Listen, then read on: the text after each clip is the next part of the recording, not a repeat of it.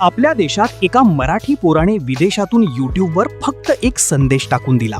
त्या संदेशाने भारतातील सर्वच पक्ष हादरले. सत्ताधारी भारतीय जनता पक्षाने नेहमीप्रमाणे तो संदेश देणाऱ्या चॅनलवर बंदी घातली.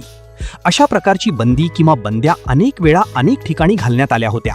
मात्र त्यालाच मिळत्या जुळत्या नावाने नवे यूट्यूब चॅनल तयार होतात आणि बंदी घातल्यामुळे जनता त्या यूट्यूब चॅनलला मोठ्या प्रमाणावर प्रतिसाद देत असतात.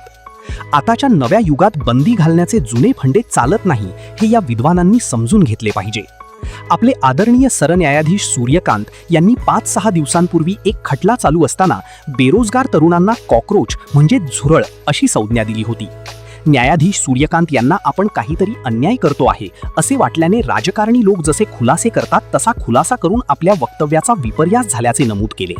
हा सर्व प्रकार आता संपला आहे असे वाटत असतानाच अमेरिकेतील अभिजित दीपके या बहादराने यूट्यूब चॅनलवर कॉकरोच जनता पार्टी या नावाने एक पार्टी स्थापन करून टाकली.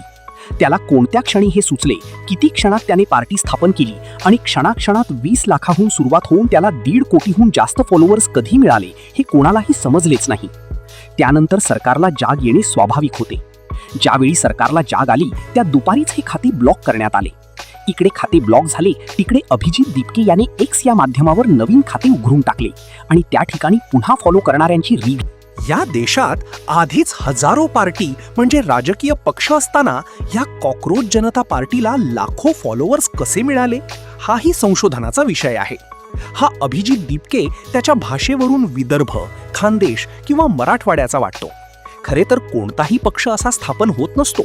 अभिजितने गंमत म्हणून 5-10 ओळी लिहिल्या आणि भारतात त्याला बड्या लोकांपासून तरुणाईतील अनेक नामवंतांनी दणादण पाठिंबा दिल्यामुळे हा ट्रेंड प्रचंड लोकप्रिय झाला.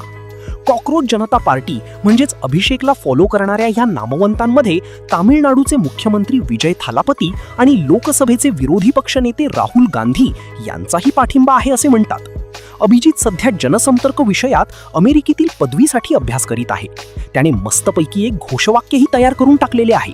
हे अभिजित महाशय 2020 ते 2023 या काळामध्ये आम आदमी पक्षात होते. आता त्यांना कदाचित असे वाटले असेल की कशाला हवी आम आदमी पार्टी, त्यांच्या आमपेक्षा आपण खास आहोत आणि आता आपणच बॉस बनून जाऊ.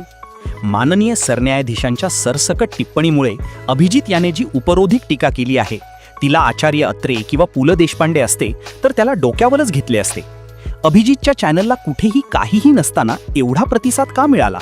देशातील 2 पायांचे तथाकथित झुरळ कसे धरधर किंवा भरभर अभिजितकडे धावू लागले? याचे कारण कदाचित तरुणांच्या मनात असलेल्या प्रश्नांना अभिजितने हात घातला असावा.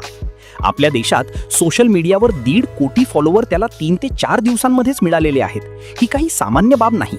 ही अक्कल एकट्या अभिजितची आहे की त्यामागे आणखी कोणी आहे हे अजूनही समजलेले नाही.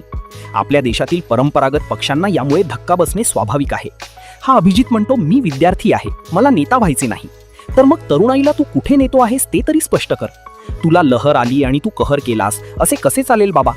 भविष्यात आज टाकलेल्या बीजाला अंकुर फुटतो आणि त्यानंतर फांद्याही फुटतात की ते बीज मातीतच कुजून नष्ट होते त्याचाही शोध भविष्यकाळात घ्यावाच लागेल, किंबहुना ते कळेलच.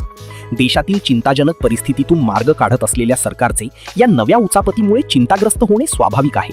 परंतु त्याला दाबून टाकण्याचा प्रयत्न करण्यापेक्षा अभिजित आणि त्याच्या फॉलोअरच्या मनातील जे प्रश्न असतील त्या प्रश्नांचा विचार होणे गरजेचे आहे.